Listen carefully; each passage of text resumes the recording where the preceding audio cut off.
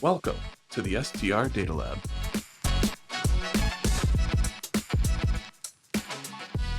Hello and welcome to the latest edition of the STR Data Lab. I'm Jamie Lane, Chief Economist at AirDNA, and I'm joined today by a truly wonderful guest, Michael Elefante, the real estate investor, entrepreneur, extreme in the short-term rental space. Michael, thanks for joining. Yeah, man. Thanks for having me. Super excited to be here. Yeah, so we met it for the first time in Denver a couple months ago now, but I feel like we've been traveling in the same circles for a long time. You're a longtime supporter user of AirDNA, launching a new book where you highlight so much of how to use the platform. It's just really an honor to have you on. Yeah, I know. I feel like we're around a lot of the same people, talking to the same people. It's like a big but a very small, kind of tight knit industry. But yeah, I had a pleasure chatting with you in Denver. Really enjoyed your presentation because I think I told you this the day after you presented before I presented. If you presented the complete opposite of what you did, I would have bombed because it was like a lot of what you said kind of supported my investment thesis and where I've personally been focused on the past couple of years. So it really hit home for me. Awesome. We'll have to ask him next year to let me present just before you, and then I can just really Tee it just up. tee Yeah. it up for you. Well, don't let me present before you because then I might do something bad, and then you're like, "That guy was completely wrong." No. Absolutely. Like you get someone on before me saying, "Man, just this is the best time ever." Like we hit the floor and pedal to the metal, and I like, guys, like, who was that? Like, what were they talking about? Like, Yeah. Oh, that's funny. so maybe, and just to start, for those of listening that don't know you, don't know your story, could you just start a brief history on how you got into short-term rentals, what you're doing today? Yeah. I'll give as brief of a recap as I can. So, like a lot of people who got into real estate, I had a passion growing up. I played baseball all the way through college, was hoping to play professionally, and ultimately, the passion I had growing up came to an end. So, I think a lot of people can relate to that in one way, one shape or form or another. And when that happened, I started to apply for jobs, and not particularly jobs that I had a keen interest in. It was like, let me just figure out a way to build a career, make some money, build retirement, and live the American dream, so to speak. So I packed everything up, moved to Dallas to take on a job at making like 35 grand a year. And I was like, it sounded like a lot of money at the time. And then got there. And I just remember driving home in the Dallas heat, like the second weekend. And I started to feel like I was already feeling like I was going through the motions. So I just had like this numbness set on me. And I just knew I wanted something more. I just didn't know what it was. So fast forward a few years and a few promotions, and I switched jobs to try and boost my income. That feeling never really went away. So I started to do some research, read books, listen to podcasts, and I was really curious about how to make passive income, how to become financially free. And the biggest thing that attracted me to financial freedom was just the time freedom aspect. So I was like, man, how do I do this as fast as possible? Originally, it was a 10-year goal. And then I learned about short term rentals because I was interested in real estate, but like $200 a door, $100 a door didn't really get me super jazzed up. I understood like the long term wealth building, but if I wanted to become financially free or make like at least 10K a month in semi passive income, I would need like 50 to 100 doors long term to do that. And not there's anything wrong with it. That just was like, man, that was so daunting. So I learned about short term rentals, learned about how to like research properties and data on AirDNA and look up competition. And I started to do the math and I'm like, man, if you really hit these things out of the park, there's a potential to make several $1,000s a month in profit with a single rental. So my 10-year goal all of a sudden became maybe like a 1 to 2 year goal. Is like, hey, I just need 1 to 3 really good properties to potentially hit that 10K a month. And that was just an arbitrary number that I came up with for myself, right? So got our first property. I sold my truck to be able to furnish it. My wife and I were all in, and like by the third month, we were about to cash flow net $7,000 in a single month on one average property in Nashville, Tennessee. And I was like, I'm a genius. I know everything. I'm the world's best investor. You kind of have that like initial high of like, part I did a lot of research and did things right, maybe part luck. So liquidated my retirement account. My wife liquidated her IRA and my 401k, and we got our second property, and that's when COVID hit in 2020. And we had like 40 grand in cancellations in 2 weeks. And I was like, I am the world's worst investor. This is a terrible decision. But I was more optimistic than most. So that's how we ultimately got started, was kind of just going all in. Fast forward about a year from there, 16 months to 18 months after our first investment, we had 4 properties and we were cash flowing about $30,000 a month net, which was like insane to me. I was like, this is incredible. We quit our jobs and we got in a camper van and traveled for a year straight. And then we actually had real taste of what financial freedom was for us. And that was just the most invigorating thing in my life. I didn't really have that numb feeling anymore. I felt fired up. And then, that was the starting point in this whole journey. Started sharing content online, teaching others how to do it for several years now. And then the freedom gave me the ability to launch a few new businesses, summer led designs and home team vacation rentals, very vertically integrated. And I just love short term rentals so much. So today we own 8 properties personally. We manage over 300 across the country. We design about 3 to 350 properties per year across the United States. Yeah, hopefully that wasn't too long winded, but that's my background. Uh, I don't know if you'll talk to another person more passionate about short term rentals, just because it's had such a monumental impact on my life and changed the trajectory of my life completely. So I love it. No, that's amazing, and I feel like there's so many different ways we can go with with all the different sort of tentacles you have in the industry. But maybe we'll just start with your personal investments of getting up to 8 properties. How have you sort of thought about structuring your personal portfolio, like knowing that, and these are properties that and are probably going to and be most of your cash flow, at least right now as the businesses grow, and like making sure that you can stay and keep that financial freedom. Yeah, for sure. So initially bought in Nashville, and it's a city, right? And I saw what COVID had such an impact there. So I was like, okay, there is a lot of pros to investing in the same market. You kind of have a lot of your systems in place. You know the market, you know the seasonality. But then there's cons to where if COVID hit, then urban markets got really hit. But then I saw a boom in demand in rural areas, which we saw. So I pivoted to the Smoky Mountains, which has always been a good market, but it was extremely, high demand during that time. Excuse me, during that time period.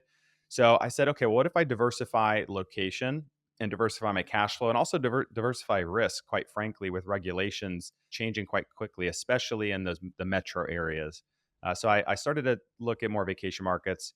And then I got 2 more down in Fort Lauderdale, Florida. And that was to change, like get reverse seasonality to that of Nashville and Gatlinburg. So my mindset was, if this is going to be my full-time gig, I'd love it if it was as steady cash flow as possible. Not that there's wrong with nothing wrong with seasonal markets, but I just wanted the steady income each month. So that's why I did that.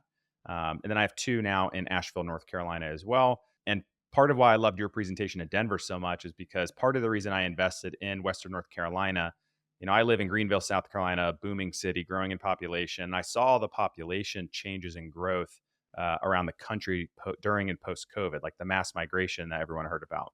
And so that started to, like, in my mind, I created this new investment thesis of, okay, well, if markets are already strong today in these locations within like a 3 to 5 hour drive from multiple metro areas that are experiencing rapid population growth, that's going to create sustainable income long term for me, especially if I create a great experience for people. Whereas other markets that are stagnant in demand, but maybe growing in supply, RevPAR is going to come down, and ultimately it's going to harm most of the market's ability to scale their income over the course of time with those properties. So that's kind of how we structured the personal portfolio, and it's proven well. Some properties doing a little bit less than I had hoped, but most of them are doing as good or better than I anticipated, which I'm grateful for. That's great. I love how diversified the the markets are. And in the Southeast, but sort of and pulling from different markets. Do you find that's tough? Like maybe and put the property management aspect aside of your business, but just as someone that's going to be building a portfolio, let's say that's listening, they've got one listing now, they're looking at growing that. Like, how much complexity does that add to like finding teams? Because you think you like if you're in Nashville, you already got a cleaner, you already got a handyman, you already got like people you're working with. Like seems like the easy button would be just add more Nashville. Like and if you're trying to make it as passive as possible, like how much complexity does that add to be operating in so many different markets? Yeah, it's a great point to bring up, because you also get the economies of scale a little bit within a single market, the more properties you have, and it, so to speak, like the one throat to choke, Yep. saying, right? If you have one cleaner, one maintenance service, And honestly, there are some major advantages to that if you grow a big portfolio in a single market. You might even be able to have like cleaners on staff that only do your properties. That was never the goal, but that is an advantage that you could have. And that's why most property management companies actually have a very high density in one specific market versus diversifying across the country, which is actually what we've focused more on. So there's absolutely advantages to it. So you just have to decide, you know, are there other opportunities that I want to diversify risk or maybe seasonality? That would be the main driver to look at other markets. Another mistake I see some people make is they invest in one market, call it market A, and they're pretty happy with the returns. And they start to get in their own bubble of, I'm not going to get these returns or better returns elsewhere. So why would I look elsewhere? Lo and behold, this is what happened to me a little bit. I get so caught up in one market that I didn't realize the market B and C over here actually had bigger potential and more sustainability long term. So try not to get caught up in your bubble, especially as a new investor, to close off other opportunities in other markets. But it's a fine balance of like the pros and cons of having a higher concentration in one market versus scaling to multiple. Yeah. And you get into it a bit in your book of the different options for sort of growing your portfolio. And it sounds like now you're sort of doing both and buy and holding assets and moving into the property management side. But when you were thinking about expanding initially and maybe now, like how did that sort of and thought process go in of like I'm keep pushing and buying more properties versus like might be much easier to scale if I did rental arbitrage or co-hosting or other potential strategies. For sure. Yeah. Honestly, part of it was I think I got in my own way. I was so head down, and this is the strategy for me, that's what I was focusing on. And I also really wish I realized that leveraging other people's money and partnering with people was a lot easier and less daunting than I had anticipated. I thought, why would somebody give me money when they could just do it on their own? When the real mentality that I have now is I'm providing an alternative investment vehicle for people to make it 100% passive to get exposure to short term rental cash flow and the tax benefits. What am I competing with? Like mutual fund, stock market, doing it on your own, syndications. So I actually realized that I could actually still provide amazing returns to the partners without investing as much or none of my own money. And that's what I'm more focused on now. And the reason I say that is because if I did that early on, especially before the real estate over time goes up in value. So I wish I bought 100 homes back in 2019, 2020, but I thought I was overpaying for homes then, so it's kind of hindsight 2020, right? But I wish I leveraged other people's money, and I wish I explored other strategies to build income streams versus just like solely focused on I'm only going to use my money and I'm only going to buy. Because at the end of the day, if I deployed rental arbitrage, if I got into co-hosting sooner, if I leveraged other people's money to purchase or a combination of these strategies early on, I could be 10x where I am now, which is kind of crazy to look because I've grown so much over the past few years. So I always encourage new investors not to limit yourself to only one strategy and only your own money, because ultimately it's going to take you a lot longer to scale to where you want to go, most likely. And what was the sort of thought process on expanding into co-hosting property management? Was it a scale question, or and was it just like you're just getting flooded with people wanting you to manage their properties and just didn't want to say no to the money?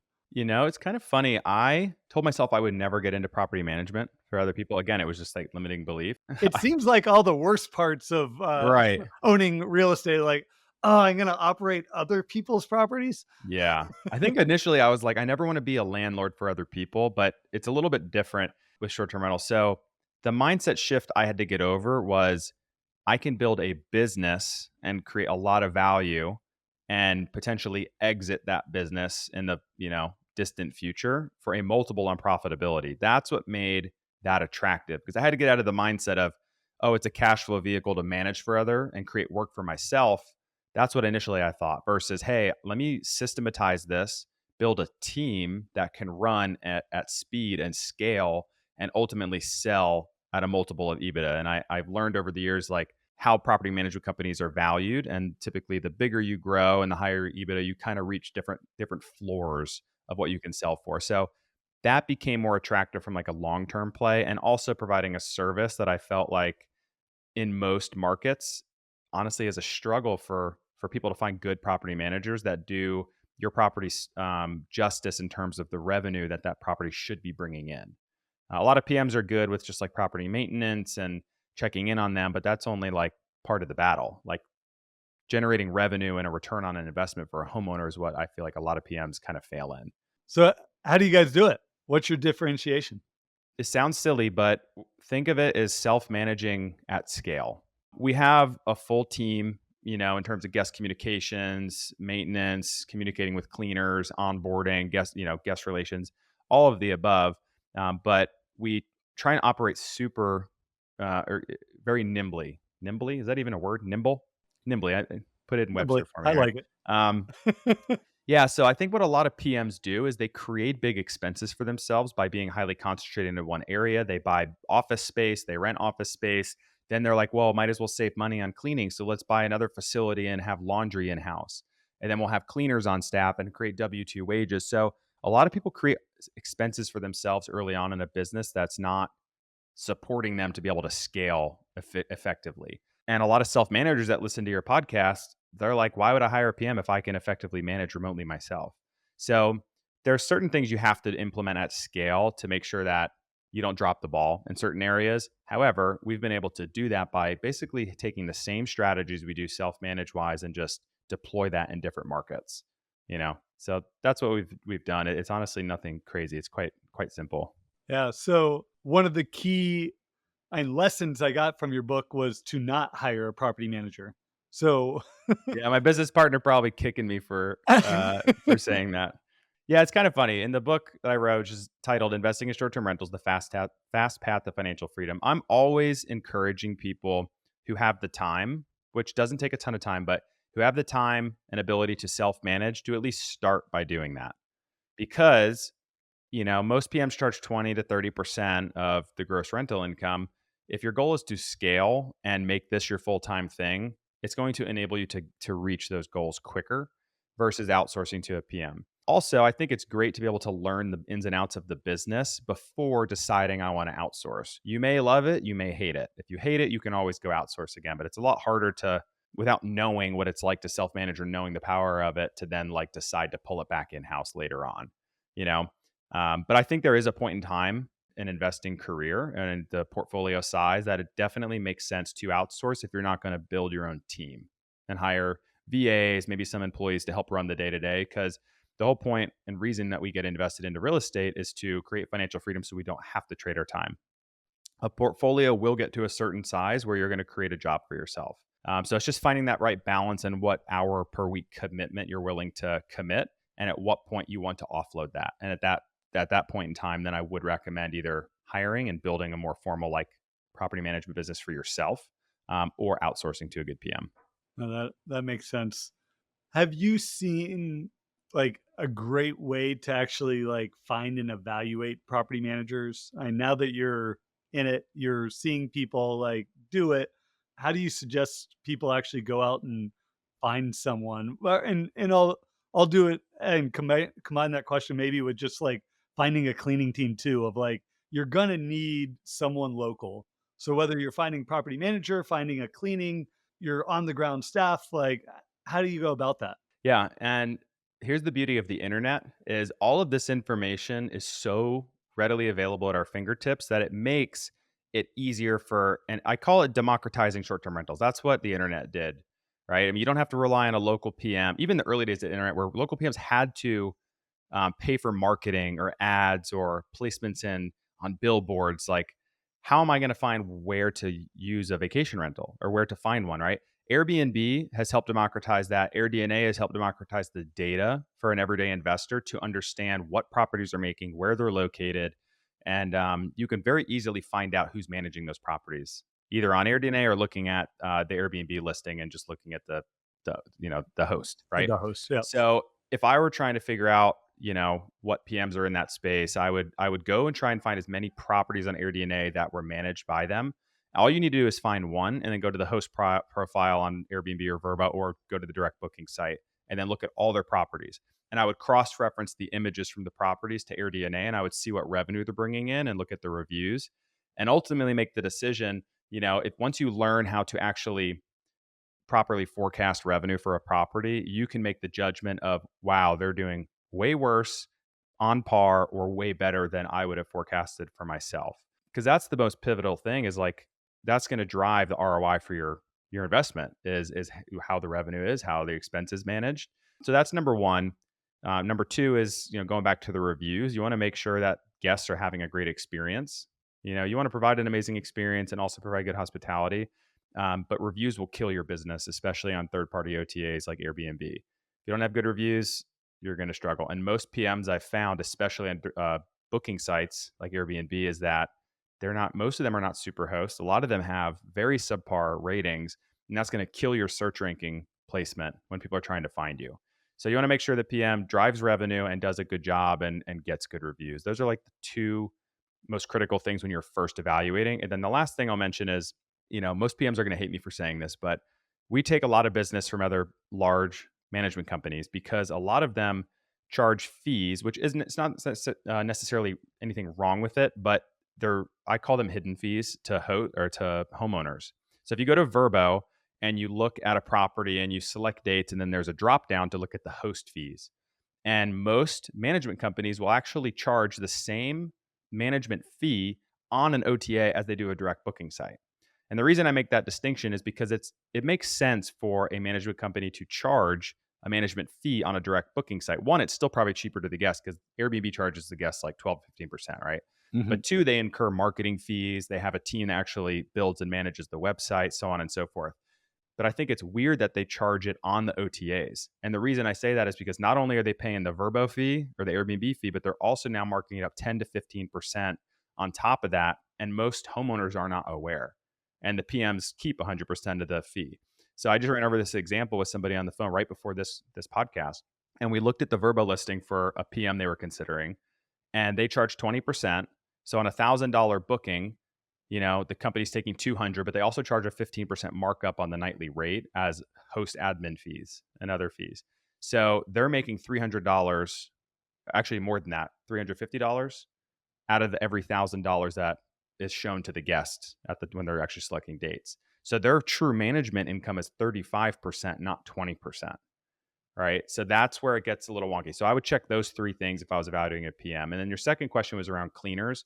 This is why I love the internet, because you can find an interview and ultimately hire quality people, maintenance, cleaning, pretty quickly. Whereas before it was probably very word of mouth, lobbing calls in, paying for job listings in the newspaper or on Indeed or LinkedIn or something. You can still do all of that, but you can just go on Turno and list a property, and a cleaners can find you. You can contact other hosts. You can contact your realtor. Usually, like finding someone word of mouth is great. And then I always start with cleaners first, and then maintenance. I usually, as an extension, especially if I'm self-managing, it's great if your cleaners will have handymen on staff. Usually, it's like the wife manages the cleaning business and the team members, and then the husband might do like maintenance, right? So if you can find that combo, that's golden, especially for self-managing. That's awesome. So it sounds like you've got the operation side down. What, if any, tips do you have for investors, either first time experience of like finding where they should be investing? Because, Yeah. and that was maybe, and selfishly, one of my favorite parts of the book was where you got into like how you evaluate markets, how you evaluate properties, like how you find that sort of sweet spot that you want to operate in. And I was hoping you could just get into that a bit of like how you suggest, whether through coaching or people you're talking to, find those great opportunities. Yeah. I really like being in markets that, if I'm an urban market, I want to make sure that it's growing in population and attracting new people. So that does a couple things, right? One, it supports the housing market long term and the need to build new homes. So it puts pressure on the supply in a market. So that's going to help protect my investment long term. But two, as people learn about new cities, there's new business investment, capital investment. There's other reasons aside from vacations that people would rent short term in a city. So that's why I like urban markets that are experiencing population growth that also have, like Nashville's a wonderful example, right? Because there's the music attraction, there's professional sports, there's also bachelorette parties are very popular there. And then you also have a growing city. So a lot of healthcare, a lot of tech moving there, some other industries as well. And so the population's growing and the job, growth is growing as well. So there's a need for short-term rental accommodation. I'll stop you there. The number one question I get from people is, how do I find the next Nashville? Yeah. I mean, Well, it is the best example of just like a market that has yeah, has kind of like the everything. best of Yeah. both worlds. Yeah. Yeah. Finding the next Nashville's tough because, Nashville 15 years ago, you may not have said that. They always had the music, but like if you've been to Nashville but haven't been in the past 15 years and you went back, you would be like, this is a completely different city, It is. Yeah. So it's hard you're not going to invest 15 years ahead for short-term rental because like ultimately you're trying to get a high ROI year 1 or 2 or 3, right? If you were to invest in Nashville, that's like 15 years ago, that's a long-term play. So it's tough to say what's the next Nashville. Now, what you can do is look at the highest population growth cities that are mid to large cities, and there's a bunch of them out there. You can just start looking at the data on AirDNA and figuring, which we'll get into in a second, and figure out like which zip codes to invest in and what is the price of homes, and you can kind of see the writing on the wall of like, oh, there's more upside in markets A and B versus C and D. So the second type of market is the vacation market. I'll call it traditional vacation market that are like drive-to destinations from, one or more cities. And this is where I've been primarily focused for my larger properties because I love having premier properties that have high daily rates. The problem with having them in cities is you're going to get high daily rates for Thursday, Saturday, Sunday in most cases, or excuse me, Thursday, Friday, Saturday. But during the week, you're going to be lucky to one, get booked. Two, you're probably going to get booked at like 25% of the nightly rate for the weekends. Controversially, in the vacation markets, you might get 4, 5, 7-day or 14-day long bookings in some cases for a major family vacation where they splurge and they're willing to pay the premium rate, not just for a weekend, for a week at a time instead. So what I've noticed is for the bigger properties, you can actually see a higher occupancy in these markets and see dramatic upside in terms of rental income. And I love the vacation markets that are 5 hours or less driving distance. My rule is like at least 2, but ideally 3 or more growing cities within that, if you drew a circle around that market. And we talked about it a little bit earlier, but that's going to create a sustainable investment. It's going to support the RevPAR growth over the course of time, or at least limit it decreasing to a certain extent. So that's how I find specific markets. And then what I look for in a market, I'll go on AirDNA. Honestly, the first thing you should look at is just look at the comps. A lot of people make the mistake, at least in my opinion. It's all wonderful data, but until you figure out what the revenue potential is, looking at individual occupancy rates or daily rates or whatever, you name it, it's only one piece to the puzzle. Ultimately, you're trying to figure out how much revenue I can generate. So I try and find a range of revenue. My buddy John Bianchi does this really well, right? He finds buckets, he'll call them buckets of good comps. And I try and mimic that strategy all day long. Because if I can reasonably think that I can compete with properties that are making $100,000 a year, and then I go plug it into my investment analysis and I see, this is the purchase price target range, that's ultimately what we're after. And the last thing I'll mention, and this is how you make a lot of money with short-term rentals and provide an amazing experience to guests, right? That's what it's all about, is create a buy box. I talk about this a lot in the book, but creating a buy box doesn't have to be super complicated. What I want to know is, what are all the top performing properties have in common?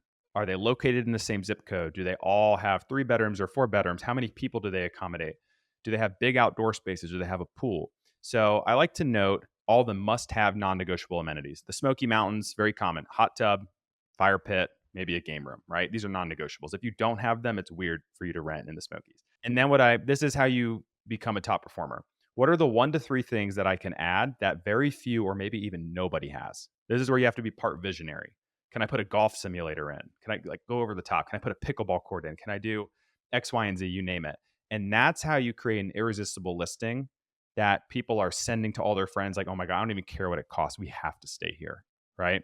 So you want to create that type of experience for people, and that ultimately is the end goal. But if you do those few things, you'll be able to find profitable properties in a lot of different markets. I love that. And those are a lot of the same tips I give people. But something that I get asked often, and as the follow-up on that, is like, how do you come up with those sort of unique things that are going to work in that market? Because pickleball court might work in some markets, doesn't work in everywhere. Like, does everyone have a golf simulator now? Is that really worth it? Like, figuring out like what are those differentiators? Like, is there any way to like know? Or is it just like, this listing did it. It looks like they're earning decent revenue. Like that might work. Yeah. It's a little bit evidence based and it's also a little bit, I call it visionary, like Mhm. the field of dreams mentality. If you build it, they will come. You Yeah. have to build it right, but some of it is a shot in the dark. But what I want to do is understand my traveler avatar. Like who's going to rent it? What types of activities does that type of person or group of people like what would they be like pretty excited about? So if I'm catering to a family on a family vacation, I have to think what would the parents like they want their kids to have a super memorable trip, right? So, what are things that I can add for the kids? But second to that, what are some things that the parents really want to do that they don't have in their own home? That's why people love to put the hot tub filter on. Most people don't have a hot tub at home, but I have friends that will not book a place if they go to the mountains, the beach, even if they go to a city if it doesn't have a hot tub, because they just want the once a quarter, once a year experience of getting in a 100-degree tub for whatever Yep. reason. So that's why the golf simulator is interesting. 99.9% of the population will not pay to put a golf simulator in their home, or they won't have the ceiling height to be able to do it or the space. There's a lot of people who love golf, whether they're good at it, I'll let them define what's good. But they people fantasize about having like the man cave with the golf sim room, right? Yeah. So and most investors are not going to dump 10 to 20 to $30,000 to put a legit room built for golf sim specifically. That's where it can drive heavy amounts of revenue and it really increase your daily rate. I've had people book properties where it's like I literally booked just because I had the golf sim, and it was a group of couples with young kids. So there's other reasons they booked it, but they were like, we literally have not left this room, you know, Yep. and we're able to charge a substantial amount of money because no one else has it in that entire market, or if maybe there's one other person. So it's part database, but you have to just understand what the traveler avatar is and think like, what would they want, and what do you think would get them to click on my listing and be more intrigued to book it and also book at a higher rate, like justify booking and spending more money. Yep. No, that makes sense. Maybe in a similar vein is how do you justify the ROI on design?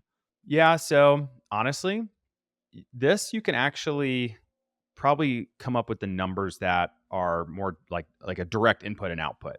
But part of creating that buy box is understanding: do my comps have professional design?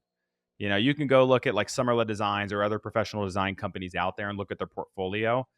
You can find those properties on AirDNA, but basically you're just trying to see, is the economy rate or mid scale, what is the difference between that and upscale and luxury? Because oftentimes it's not just having an actual luxury property, it's having the daily rates that justify AirDNA, right? And correct me if I'm wrong, like you're like in the top 20th or top 40th percentile of performing properties, right? So design is critical. One, we live in a digital world. So I think of Airbnb, Vrbo, direct booking. It's mostly done on your phone. And if I'm not stopping the scroll, just like an Instagram post would, right? I have to catch your attention to even like consider looking at it further. It's like an Instagram reel. If I get your attention and you open it up, turn the sound on, now you're hooked, right? That's my hook. And then I have like 5 to 10 seconds for me to justify watching the whole video or not versus skipping to the next. Like how many videos do you go through, maybe 15 or 20 before you actually watch an entire one? That's like Airbnb. So if I get the one photo to intrigue you to click, you go to a splash page with 5 photos. Those 5 photos should be in the top 5 photos of my property. And design is so critical because that's what's going to like create the eye catching, like intrigue me, that paired with amenities. And I'm going to open up all the photos. And if I get to the bottom of the listing, that's rare. I sat behind somebody on an airplane once and they looked at probably hundreds of Airbnbs across the entire North Carolina and South Carolina coast, and they made it to the bottom of less than 5 listings. It's crazy, of photos, right? So what intrigued them to continue to look at that property and actually get to the bottom, and they're probably more interested in it, right? Is design. So it's like each photo needs to kind of pop and draw me in. It needs to be cohesive. Does it create an experience that's different from my own home? That's why like the hyper bachelorette themed properties do so well. Would anyone want to live in an all pink house with disco balls in the living room? No. Do they want to book it for their girls for an amazing memory that they'll remember for the rest of their lives? Yes. So design is critical. Oftentimes you can see the direct correlation with ROI. You just have to like do a little bit more due diligence and homework to see what that number actually is.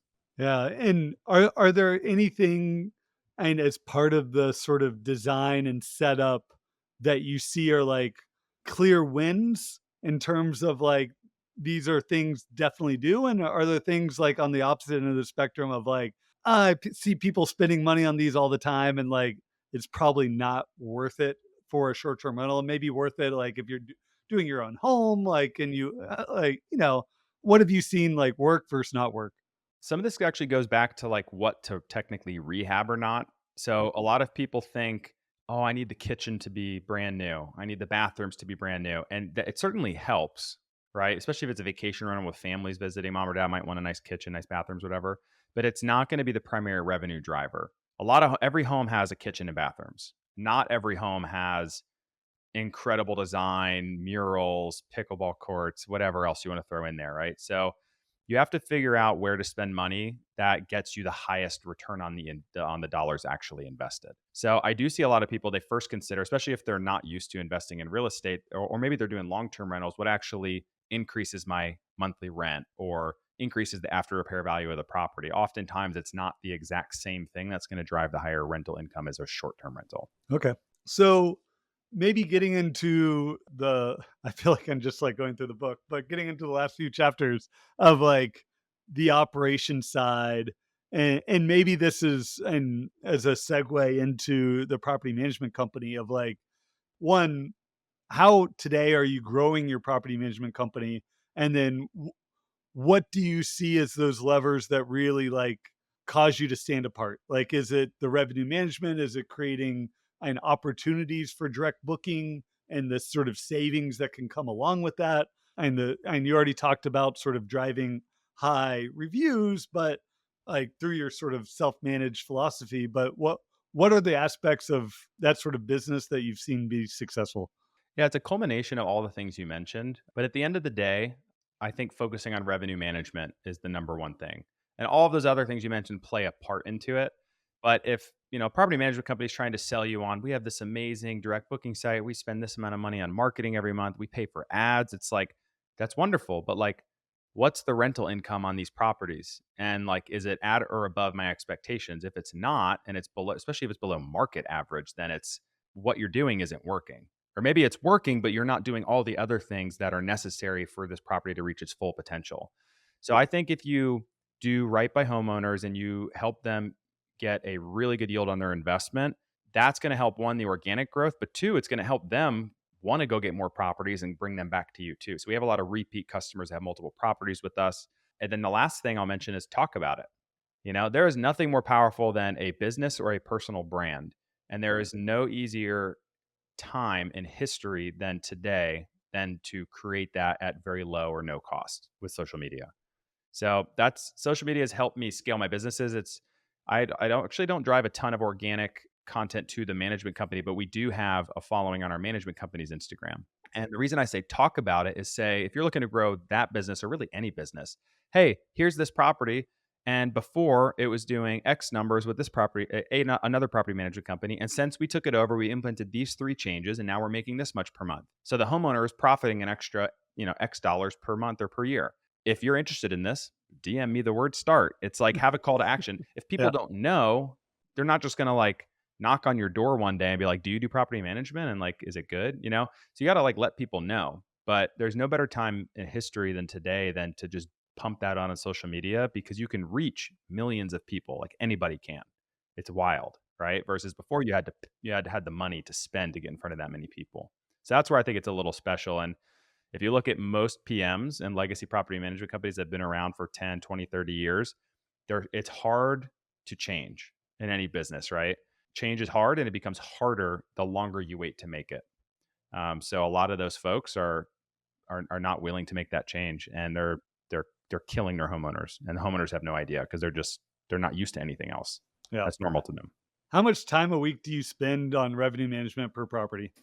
We have a hire. We have a hire. We hired an individual. That's all his job is. Like I just call him like our chief revenue management officer, but his name's Bryce, and we do use Price Labs, among other tools. But I call him Bryce Labs. So, he lives and breathes it every day. But it does need a lot of attention. You can only automate so much. Whatever tool you're going to use for, pricing and dynamic pricing, you still need to have if you have one or two properties like weekly or biweekly check-ins on it and make some adjustments, but if you have a portfolio of properties, it needs to be looked at and toggled with every day.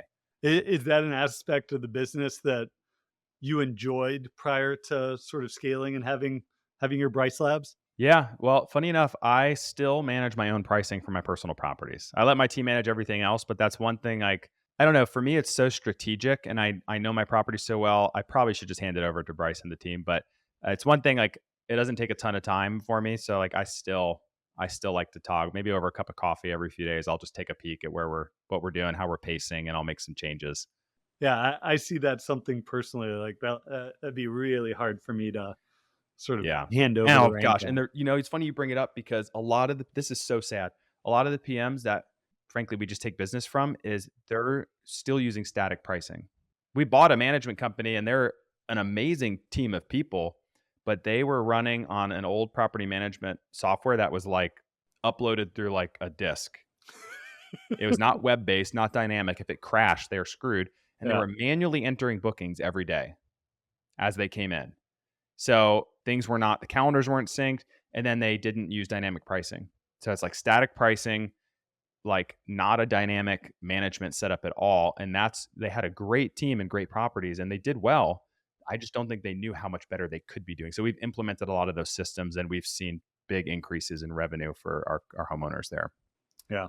No, it still surprises me looking at the data of how such a small number of host listings out there vary their prices in even a simple way of just like weekday, weekend, high season, low season, like, and just some basic revenue management strategy.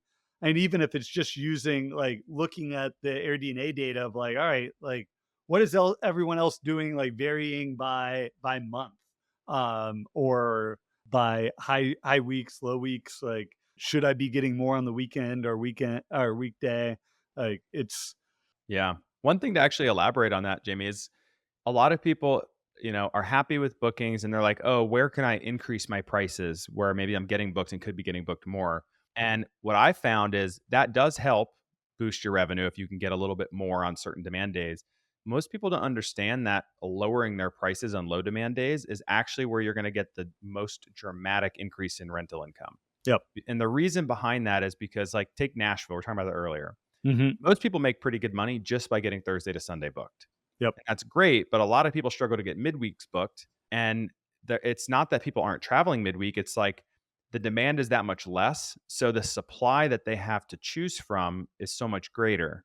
So they can, and most midweek travelers are more price conscious versus experience driven in that type of market. So what I found is if you lower your prices, you got to like figure out what that sweet spot is and what the booking lead time is necessary to like discount the prices to and buy. That's where you're going to increase by 10 or 20 grand a year is actually by lowering prices during low demand days versus increasing it on high demand days. Yeah, and we did some research on short-term rentals versus hotels in a lot of the major markets, and like, it was clear that hotels are running significantly higher occupancies, earning significantly higher revenues on like on a similar room type basis. And like you looked at rates and during peak seasons, like they were right in line, but hotels were charging so much less during non-peak periods, driving so much higher occupancy during those non-peak periods that they were just crushing the competition. Yeah. I 100% agree that in a lot of ways, the way most people can drive additional revenue is through discounting, not through managing prices higher. Yep. 100% agree. And it helps your search placing rank, right? Because if I'm priced too high and a guest has a price filter on, I might not even show up. One, two, like OTAs like Airbnb are trying to put the property that the traveler is most likely to book in front of them. It's like a Google search because they don't want you scrolling and scrolling and scrolling because what happens then? They're going to traveler might go to a different website to find property. So their goal is to get people to book as fast as possible on the site. So if you're not priced right, you may not even show up, or you may be too far down in search, and you may not get clicked on or booked. Well, Michael, this conversation has been amazing. Is there anything else you'd like to leave listeners with? And can you remind us of the name of the book again, too? Yeah, the book is titled "Investing in Short-Term Rentals." and the subtitles, The Fast Path to Financial Freedom. It's available on Amazon, Kindle, paperback, hardcover, soon to be Audible, but it might be another few months. But yeah, if there's anything I leave you guys with, like short-term rentals are amazing. It's a simple business. It's not easy necessarily, but it is a simple business model. And that's why I personally got into it. I'm a normal dude who was just looking for an alternative way to make money. Can't recommend it enough. And if you do get into it, focus on the experience, do your homework, use AirDNA. All the data is there for you guys, and just make risk adjusted investment decisions and set yourself up for success. Again, if I can do it, you guys can do it for sure. Awesome. And where can people find you? Really, anywhere on social media. Say hi on Instagram. I respond to all my DMs there. It's at melefante6. If you search Michael Elefante, Elefante's with an F, not a PH, just FYI. You'll find me. Awesome. Well, thanks, Michael. It's been a pleasure. Yeah, thank you.